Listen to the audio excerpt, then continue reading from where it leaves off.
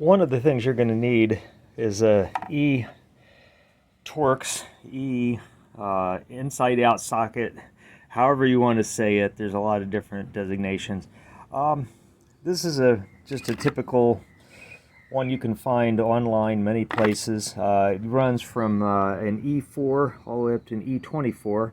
The E24 is going to be the first one you want to use because taking out an axle is, in this case, I'm going to remove both axles, but the first step will be loosening the axle bolts. Okay, this will take an E24. Just use a small screwdriver to get the little cap off, and then it should be as easy as putting on the E24 and rotating it backwards.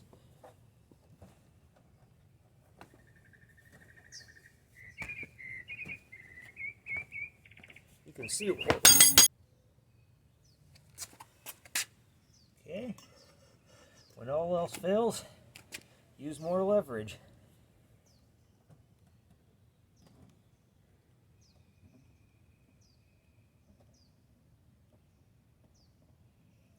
And there it goes. You can see I'm moving the car. So I think probably my impact wrench, my impact wrench would have taken it off in no time at all. You want these loose before you try to remove the axles. If you wait until you have this up on stands, you're going to have a problem. Okay, car's now up on stands. Okay, the wheels are off, and the next step is to I'm going to take out the axle bolt, and it doesn't look like a whole lot of problems there with rust or anything, but I'm still going to hit it with a little PB blaster just to be safe. Okay, that didn't prove necessary, as I can move the axle and the splines. If you live in the north and salt and corrosion has gotten to that interface, it can be interesting. I won't go into that now, but it's taken me as long as 4 hours to break an axle loose in a hub before, so I feel blessed in this case. Okay, so they're loosened all the way around. There's nothing that should cause any problems at this point left. So that should give us plenty of slack to work with to get this rocked forward. Now I'm just going to remove these two bolts.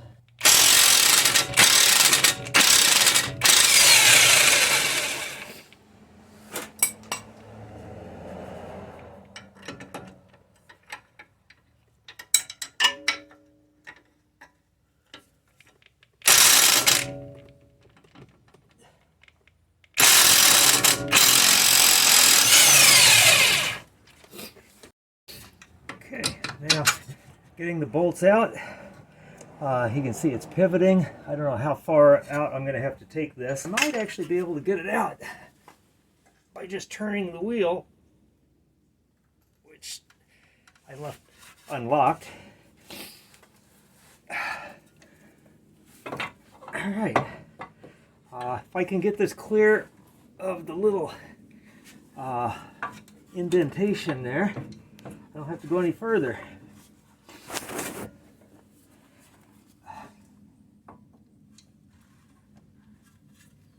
And there's just enough room. Okay, so can leave one bolt in. Didn't have to take the nut all the way off. Pivot it down, spin it around, and now we can take it out by simply using a pry bar on the back side.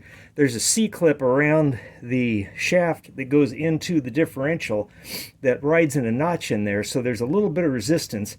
Okay, this is your access to the axle. Is through this gap here. That's the back of the can that contains the portion of the CV, or the inside CV joint. And so the trick here is going to be to get a pry bar up into that gap and see if you can wedge it. Okay, I believe the easiest way to do this is going to be to place the pry bar in there, sitting up against the edge, and smack it with a mallet. And she's loose. That's all it took. Axle number 1 is out. You may get a little bit of leakage. Good time to check the seals, make sure everything looks copacetic there. But that really wasn't too bad. Okay, the left side is a little bit tougher, it turns out. Basically the knuckle comes loose and gives you the clearance to turn the stub, the front axle, out of the way. But apparently Mercedes built this. You can see I've been spending a lot of time beating the back of the CV axle. It is not coming loose. It's supposed to come loose at that junction you can see right there. This is actually an intermediate shaft that runs back into the differential here, and that's supposed to pop loose here and come off. You can see that there's a little bit of rust here. I suppose this car has at some time seen some water and maybe even some salt. I think my next step is to put some PB Blaster up in there and start tapping the connection to get it to wick up in there and loosen it up. That would have been a good thing to do prior to this, had I known, but I could not find any information at all about removing these axles online. So now you know. Okay, the joint is now properly soaked. It's very easy to turn, by the way, so that makes it easier. So now that is soaking in, I'm going to tap it with just a flat tool to try to loosen up the interface. Just shocking it will help break the rust, and the PB Blaster will soak in there. It's really great stuff. It will make it much easier to break this junction loose without damaging anything, because if you push too hard, apparently you can actually damage the output portion of the differential, and that is not something you want to do from what I understand. And that is literally all it took. I sprayed that on, I let it sit for a couple minutes, I tapped the shaft and twisted it and tapped and twisted just a few times. Literally just a couple minutes and some fairly light tapping on the back of the axle housing there, and it just slid free. So what I would recommend is getting under here the day before and hitting it with some PB Blaster. It'll just make removing this axle a piece of cake. Okay, next step, gonna get ready to put the axle back in, is to clean up some of this rust on the inside so it comes out easier next time. So I'm gonna hit it with some parts cleaner and a toothbrush and get some of it. You can see it's just coming out immediately.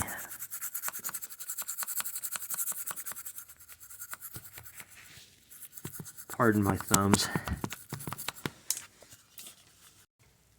Okay, I'm also going to scrub down the intermediate shaft there.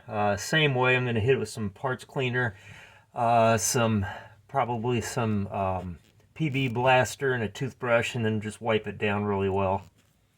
And also make sure that the little C-clip on the end there is intact and in good shape. And from what I can see, it looks fine. I know it's good enough to hold the shaft on.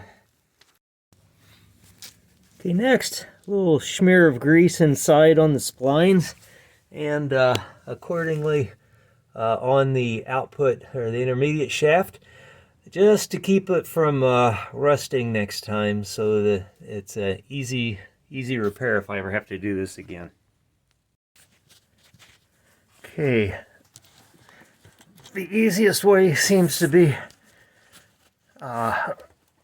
grabbing it just at the bellows where they're coming through the body and wiggling it up and down side to side. You can see it's making progress.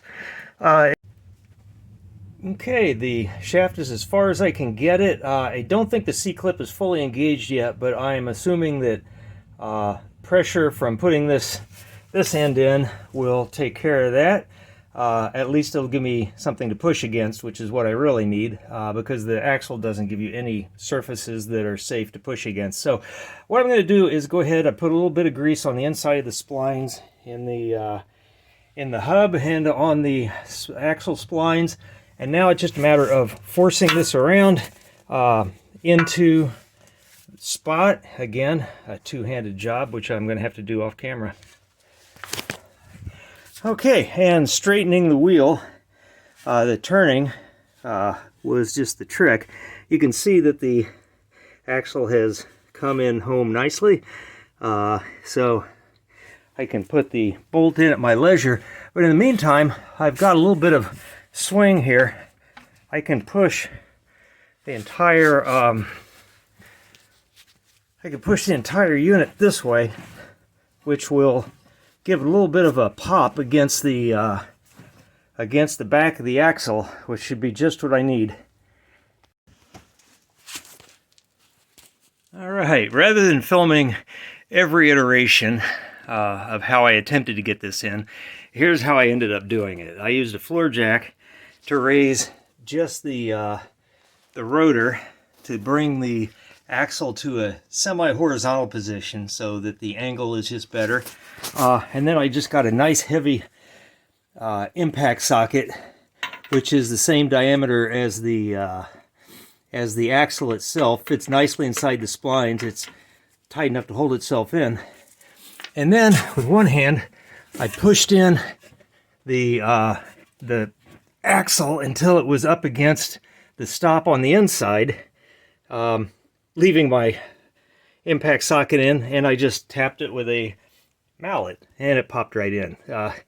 Not easy. It's they can be difficult. Aftermarket axles could potentially have C-clips that are out of spec and really hard to get on.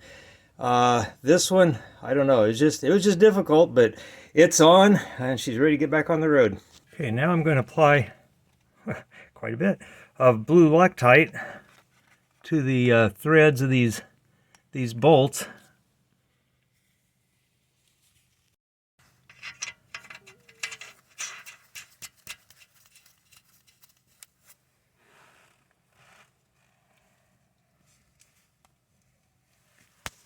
Okay, once again, 21mm wrench and an E18 socket. I'm just going to run them down snug.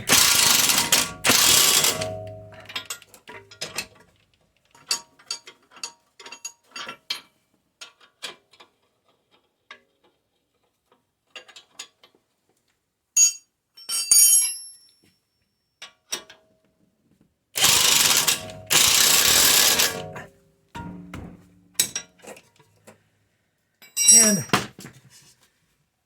then replace the lines that you pulled out, put them back into their guide pins and slots and clips,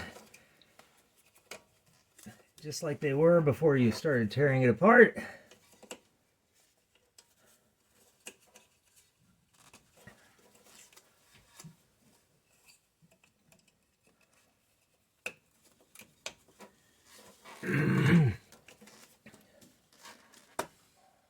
Okay, this side is done. Okay, it's ready to go, minus the torquing of the axle bolt. I'm going to use my torque wrench here, my impact, to snug it down. I'm not going to get the full torque on it, but I do want it tight enough to safely move around, and then I'll put the final torque on it after the wheels are on the ground. Okay, it's time to put the right side in. Now this one came out a lot easier than the other one, so I'm hoping it goes in easier as well. Okay, I missed filming it, but basically all that was required was a good stiff push against, so that the shaft itself and the mechanism on the other side made solid contact with the inner portion of the mechanism, and it just popped the C-clip right into place. So now all I have to do, having already greased the splines both on the hub and on the axle, is slide this one home, get it lined up, and that's facilitated by getting it straight. Just makes it that much easier. All right, so the axle is in place. Now I can simply slide in the top bolt. Always check that before you slide it in, folks.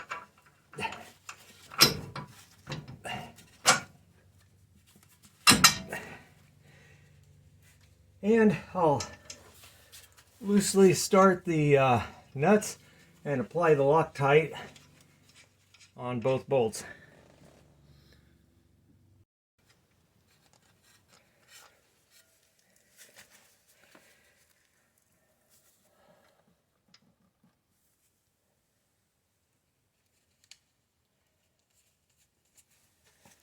And tighten them down as I did on the other side.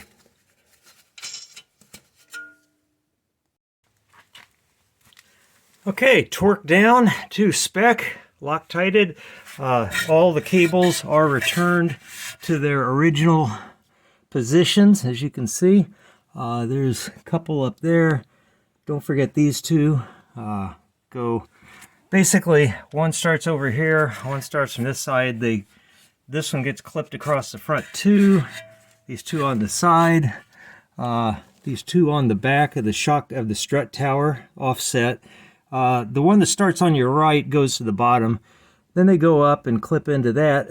That also holds the brake line, and they weren't disconnected beyond there. So we're ready for wheels. Except for the fact I don't have the nut in it. So I will also run this one down snug and put the wheels on and finish the torquing. All right, now that it's on the ground, the trick is to torque it to 120 Newton meters, aka about 88 foot-pounds, plus 90 degrees. It's a big honking bolt. You don't have to worry about breaking it. It's really, really solid. So let's first get it to the torque spec,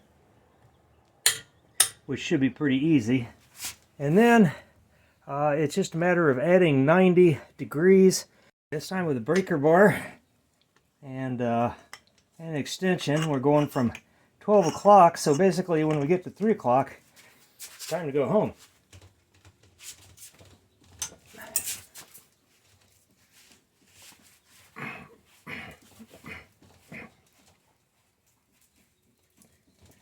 All right, simple as that.